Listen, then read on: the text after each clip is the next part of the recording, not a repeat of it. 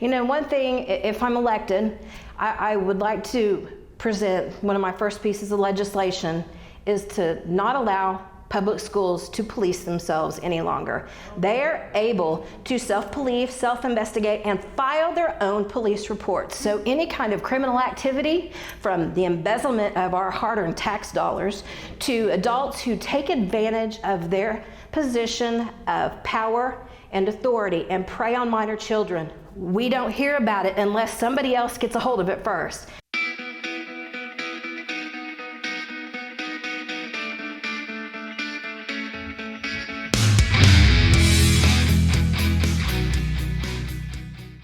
And so I want you to join me in welcoming my good friend, Jenifer Stevens. You're not supposed to lie in church. Thank you guys for being here. It is an honor to be able to speak tonight, and I think Rhonda and... Oh, well, she handed it to me. I don't know. I do whatever the boss wants me to. So if I'm holding the mic, if we have questions later, I'll have the microphone. It has been such a privilege to get to serve as vice chair for your Tulsa County Republican Party for the last couple of years. I'm also the events director, and all the things we do take such an enormous amount of time, talent, and resources. And we are so grateful for so many of you that step up and help us make that come true. I mean, just our fair that we do every year takes over 100 volunteers, and most of us that are there from beginning to end are there every single day. And I want to kind of piggyback on we were talking with Sam. We saw an enormous amount of youth come and register this year at our booth. We offer that service. You can come register. We don't guide you on what you should register for. But our 18-year-olds, probably to 25-year-olds, they were coming and they were registering as conservatives. Many of them were switching their party affiliation that had previously registered. And not only were they telling us that they had been Democrat, they are Republican now, and they wanted to speak to us about it. They were thrilled because they have been impacted by the economy. They are seeing their disposable income just shrink and shrink and shrink. And on the back of trying to buy a house, if you're a first-time home buyer, my husband's in real estate, it's actually how we met, it is nearly impossible, because what we could have done a few years ago, what 2 and 3% interest rates, we're now at 6 and 7, and what that does to your payment, it really prices these people, these first-time home buyers, right out of the market. And it is really discouraging, because I don't know if or when we'll see those 2 and 3% interest rates ever again.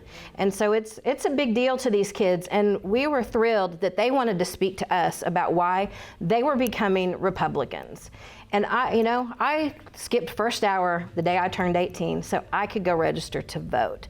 It was a huge privilege to me, and I wanted to go be a Republican. I've wanted it all my life. It was something I discussed in depth with my granddad. He was an independent oil producer. I watched him give people jobs who didn't have anything. My family helped Laotians escape communist rule in Laos, and the majority of the men came and worked for him in his oil production company. He was highly respected, and I wanted to understand what it was about him that made him choose that life. And it was limited government. It was limited government overreach, the ability to make your own decisions, hire people, give them the opportunity to proceed with the American dream that they came here to fight for. And it was a beautiful testament to who my grandparents were. My granddad has since passed. My Nana's still here. She's 91. I was hoping she was going to be here today with my parents, who I'm thrilled to have here today. But thank you. And we have been a family that has been dedicated to service, my whole life. It's where I learned it. It's kind of in our DNA. I was going to college to be a high school history teacher. I got to go to DC in spring break my 8th grade year, and man, it just put a fire in me. It was so exciting. I only had 2 adult supervisors, chaperones that went with us, and a whole bunch of my friends, but not everybody has that opportunity, and they don't get to see history close up like I did. But God, He puts us in the right place at the right time for right opportunities, and I had the opportunity at 20 years old to buy a business. And so I didn't become that high school history teacher, but I became something I didn't even know I had the talent and ability for. I bought the business who actually did the flowers for my first wedding, and my friend of mine was the owner, and I became one of the most sought after wedding coordinators, floral designers in the Tulsa area. I was able to help people on the most important days and the most tragic days of their life whenever they lost a family member, and I took that very seriously. I was one of the youngest people that the Jinx Chamber Board of Directors appointed to the chamber. I represented the Small Business Association, and I also chaired the Jinx Main Street Merchants Association as well. I worked with these local businesses who had never had any opportunity or the ability to afford advertising, and created co-op advertising as a 21-year-old to help all of the businesses, because if my business is doing well, your business is doing well. And I believe that we should be the #1 state in the nation on small business ownership. Because I can tell you what, as somebody who's owned multiple businesses, the access to capital as an entrepreneur is extremely difficult. You just can't walk in, it doesn't matter how good your credit is. They don't want to take the risk with you. We have got to get public banks where we can have access to capital for the people that want to invest in themselves and in our Oklahoma communities. And we need to match that with resources and support and everything that somebody needs in order to become a small business owner. You know, we just didn't have any of that. We just flew by the seat of our pants, and everybody was there to kind of be a family. But, you know, most small businesses fail here in Oklahoma within the first 5 years, and that's tragic. We can do better, and we should do better. We should be offering tax incentives for people to invest in our communities. We roll out the red carpet for giant corporations. We tout every contract that we could possibly get, only to find out they're going to come and break our hearts when they open the hood and realize that our public schools do not offer quality education, and we don't have work-ready, labor-ready children graduating from high school. So we can do better. I've seen what a great public education looks like, and we see the poor every single day here in Tulsa. Today, all of our Democrat cohorts had a press conference and stood up and took their picture and said why we should eliminate much of the power that the Oklahoma Department of Education has. They are doing everything they can to strip Ryan Walters of the ability to act on our children and our parents' behalf, and that's frightening. All of these people came in on education referendum, but where are they trying to fight for these kids and ensure that they have access to quality public education? They're silent. They were just devastated when Deborah Gist put in her resignation. But good quality public education, it starts in one place, and that is the superintendent's office. Everything starts and ends with them. So if they can't manage it, we need to find somebody else that can. And when we talk about our school board elections, when we look at the 2020 election that happened, we'll take John Croissant's race, happened June 30th of 2020. There were over 12,000 people that came and voted in that one race. We just had 3, and less than 12,000 people came and voted cumulatively for those 3 races. That's tragic. And it seems like we're just up against this behemoth. No matter what we do, no matter how hard we try, we are hit in the face every time we think this is the time. Really thought Teresa, out of all of them, was going to be the one to get to the finish line. And she lost by a higher percentage than the other 2. And it's really hard to swallow that. But we are up against people that fundamentally want to change our way of life.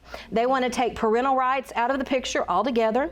They believe that children have the right to mutilate their bodies when they can't make a decision on what shoes they're going to wear. But by golly, we should change their sex. We are confusing these kids instead of guiding them. We are perfectly placed in this urban area to offer mentorships to these kids. I was a product of tech. I was able to go out and start a business from what I learned at Central Tech. But those classes are very limited, and the popular courses, they are just swallowed up. So there's all these kids that aren't college bound, but they don't have anything to be excited about. We could give incentives to local small businesses to take these kids under their wing, starting in their freshman year. Let them learn the ropes of what it's like to invest in yourself, to own a small business, the decisions that you make, and pair that with a comprehensive financial literacy course, not the joke of the financial literacy course we have right now. See what the impact of the decisions they make, what it's going to do to their finances. We got to teach these kids how to go establish credit, how to open a bank account, what you're going to have to do to go rent an an apartment, buy a car. They come out and they don't know anything. But we have the tools right here where we could have these kids excited to get back into their education, want to keep their grades up, and have the tools to be ready to enter the workforce upon graduation, or they have the fire to invest in themselves as entrepreneurs. There are so many things we should be doing, thinking out of the box, like restocking our pond for our terrible teacher shortage. We need to start reaching these kids in high school. I would like to start an Oklahoma contract for education, for a lack of better words. If we can get these kids focused on going to college, getting their career in education, and then coming out ready to teach and teaching here in Oklahoma for every year they teach, we take care of a year of tuition. We've got to do something different. We've got to be creative because we are losing. You know, one of my favorite things to talk about is illicit fentanyl, which absolutely impacts our kids. They're not getting an education on this in school, and their parents aren't educating them on it because they don't understand it. Those of us who lost somebody close to us, we've become accidental experts in illicit fentanyl.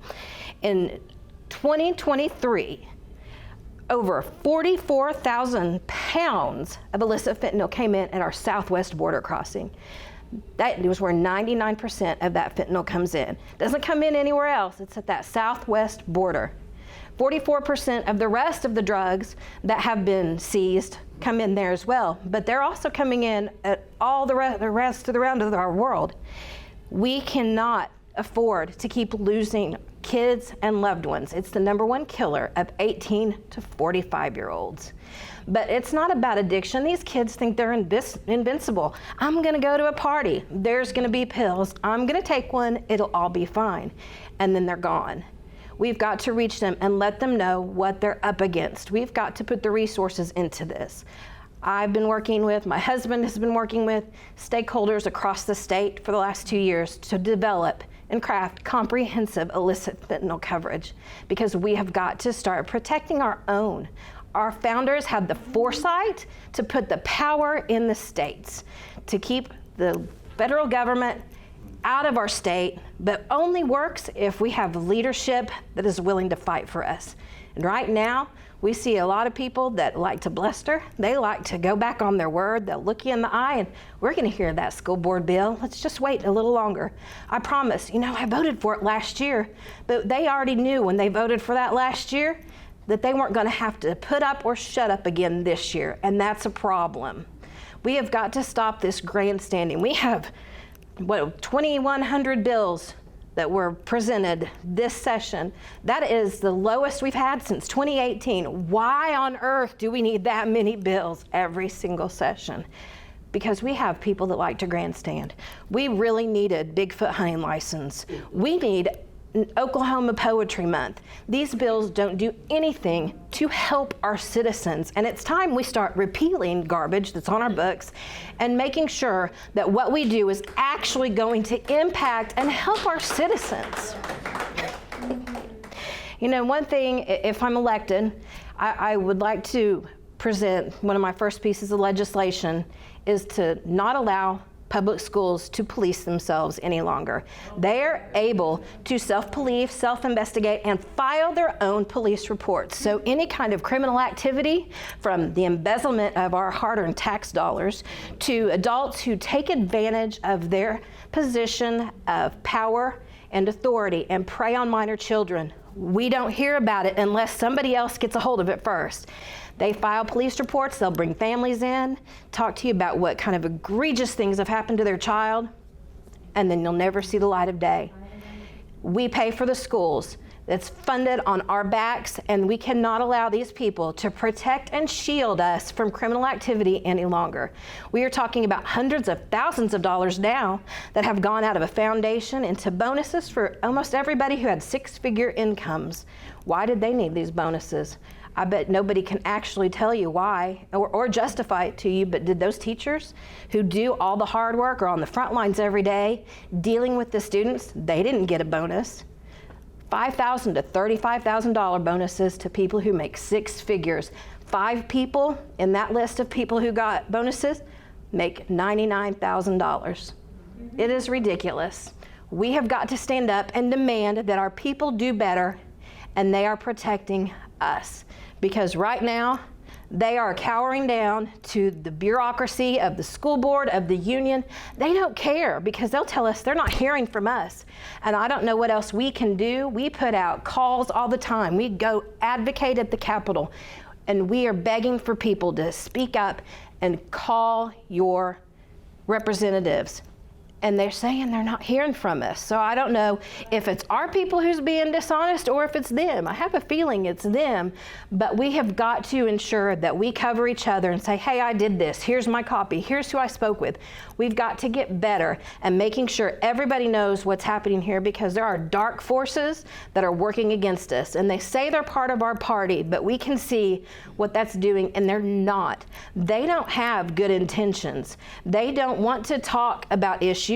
They want to create problems, and we can't have that anymore, because if this R is going to mean anything beside our names, then we have got to fight, because we are fighting people under cover of darkness when we're out here in the open being honest and forthcoming with everything that we're doing.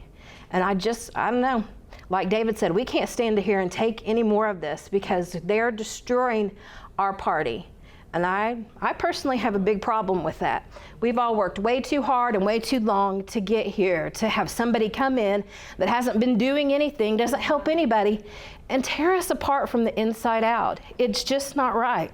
You know, I didn't have any inkling to run for office. This was not remotely on my radar, but people kept coming to me from inside the district saying, we need you. We need somebody who understands how to advocate, who's not afraid to stand up and take on this liberal Democrat who currently holds the seat. We've had 3 great candidates who have come up against her, and all have garnered 48% of the vote, 48.2%, and they've just not been able to get over the finish line. It is because we are losing votes of our Republican women to the liberal Democrat. And that just makes me sick. I resisted these people for months. I'm like, no, y'all are nuts. I'm not running. Somebody else is gonna come up. We'll find somebody good. And then it kind of just clicked with me one day. You're ignoring what the people are asking of you. They're asking you to step up and serve, and you've shut the door on it. And so I just had to step back and realize that's what I've done my whole life. I've never backed down from a fight, and so I'm gonna fight like hell to bring them a victory come November, because I polled all of our district before I put my hat in the ring. And the number one issue within our district is crime and safety, which I imagine is the same for most of you. Our soft on crime policies have just allowed the criminals to run amok. They follow delivery trucks, and then they come in, wave at your Ring doorbell, pick up your packages and leave. My parents had their car stolen more than once because the Kia boys, they can go and show you how to break into a Hyundai or Kia with a USB cord, steal your car and put it out on social media just so they can get likes, and they've monetized it. Thousands upon thousands of these videos of these kids stealing people's cars, and nothing is done about it. They take your car, they drive it around, they damage it, and then they dump it, all for likes. And why on earth are these videos allowed to stay on TikTok or Facebook or YouTube? They don't have anything inherently good about them, but they are, and kids are dying because of it. And I just can't deal with that anymore. We've got to protect the citizens and punish the criminals. We've got it all backwards. We see it in our retail establishments. They all know that it's $1,000 they put in that cart, they're gonna get a felony. So they bring their buddies. You just watch them haul out the carts one by one, and they know that nothing is gonna happen. Nobody's gonna stop them. We've got the cameras in the stores. We need to make it retroactive. If I see you in my store again, you're hauling out another TV or bunch of high dollar perfume designer things, we're gonna add those together and you're going to jail. We are done. I'm done with people who think it's okay to rob us, steal us, hurt us, and nothing's done except that the businesses, they pay the cost. A lot of them are shutting their doors, and the people who can least afford it out here, the low income, middle income families, they have to raise the costs. So we're paying for the criminal activity, and we've got to demand that we're protected. It's as simple as that. But right now we have people that think this is not a problem. But these kids in our schools, this is the life they're going to have because we don't have adults looking out for their best interests. And we've got to step up. We've got to be the adults in a room. We have let the other side, other people take care of mental health and addiction services. We thought, man, it'll be okay. We just will ignore this. So we look around our city and homeless line our streets. But we shut the doors to our facilities that housed the mentally ill that truly needed to be cared for 24/7. Just said, see you later, and didn't do anything for them. So they started filling up our jails, and they certainly couldn't handle it. That's not what they're there for. And they didn't have family to take care of them. So here they are. We have people that need round-the-clock care that cannot get it. We don't have facilities for it. We have functional addicts that we should be reaching out to right now and ensuring that we give them the ability, those who want it, now not everybody does, to get the help they need, because we need long-term inpatient facilities to help these people turn their life around. 30, 60, 90 days, that doesn't do it. It just gets you right to where you're really feeling for it, and then you're going back out, and the first thing you're gonna do is go use. We can do better, and we should do better. We've got to take back the leverage that we have given up. As conservative Christian Republicans, it is our obligation to take care of the unborn, of children, of the addicted, the afflicted, the elderly. It is all vulnerable populations, not just one, but we've just let go of the reins and said, here, y'all take care of it. We've got to do better. And I'm here because people have asked me to step up. Like Rhonda said, she'd probably really like to see me lose, but I'm obligated, and I love being the vice chair, and I'm going to still continue to do that.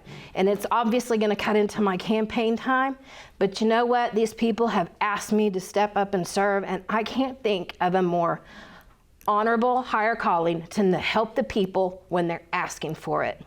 So if you have any questions, I would be happy to answer them. I have some literature in the back, and my website is JENFOR Oklahoma.com. Every $20 you give allows me to buy 4 to 6 yard signs. It gives me the opportunity to get 200 in-district, precinct-level verified text messages. We've got to do everything we can to put every dollar back into securing the votes of the people, and that is what I promise to do.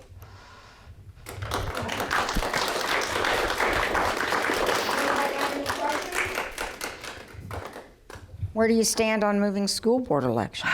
Gosh, I don't know. That's really tough. You know, I worked with Representative Banning on his bill, and we knew there were some issues. We have been fighting this for decades. I mean, my husband, he's been after this for as long as I've known him. It all goes back to what's going to happen in the school board that comes out of that superintendent's office and what gets disseminated down into the classroom. And right now we're seeing that only the administrators receive the money, that they make all the rules, and they don't care what happens to our kids. And until we get more qualified, better people to serve on our school board, our urban schools are lost, because they don't care. They don't care what happens to these kids. It's no big deal to them. We've got to do better, and we've got to fight, because we were told, give us a little bit. We're going to move this one to the Rules Committee. Maybe it would give cover to some of the people who didn't want to have a challenger in their primary. They wanted to be able to vote after they filed for their candidacy. Clearly, they're a bunch of liars. They don't care. They listen to the superintendents. That's one person in a school, and they don't care to listen to their constituents. So we've got to take it back at the ballot box. I heard a representative say at a Republican Women's Club, well, you know, it's just going to bring more Democrats out to vote. I mean, that's a problem. You know, we are stifling everybody's vote where these elections are held right now. I don't know why anybody can stand and look you in the face and say, we're scared of more people coming out to vote. And they also think we're stupid. They think that if they put another election for a district on our ballot, that we can't possibly do the research and understand what it is we're voting for. Heard it said over and over. What an insult. I don't know of anybody in here stupid. I don't know who isn't going to be able to research and pick a candidate and go out and mark one more box on their ballot. I mean, come on. It is insulting that they think that's who we are, because this isn't going to impact these rural areas, the makeup of their school districts. They all know each other. Half of them are related to each other. It's not going to do anything to damage what they have built, but it's going to protect the kids in these giant school districts who are being failed every single day. Yes, Miss Peggy. This is a comment, not a question, but Ryan Walters reminds me of that mother that you knew. You had a friend who had a mother who was just mean as hell and made her kids wear clean clothes every day and, you know, have halfway decent manners and all that. And the kids all hated her. But you know what? They took 117 kids, school districts off the F list. So the mean mother up there is getting some action out of these people. They don't like it, and they hate the mean mother because the mean mother's putting the heat on them. But it's working. It is that they don't want people to. They don't want people to look behind the curtain and see what's really going on, and they don't like that Ryan Walters has kept every promise that he's made, and he is unashamed to step up and look you in the eye and say you're wrong and I'm coming after you, and hey, why don't you test me while you're at it. I mean, I can't imagine the scars that are on that guy's back, because he is out there fighting every day against people in his own party who are out to do him in, and all he cares about is making sure that every kid has access to quality public education. It is not a privilege to have access to quality public education. It is the right. And right now, we are not meeting the standards, not even remotely close. Anybody else have anything else? I had something, but it's gone, and I don't know if it's coming back before the end of the meeting. So thank you, Jenifer, for joining us. We appreciate it. Like I said, next month we'll have Paul and probably another candidate or two.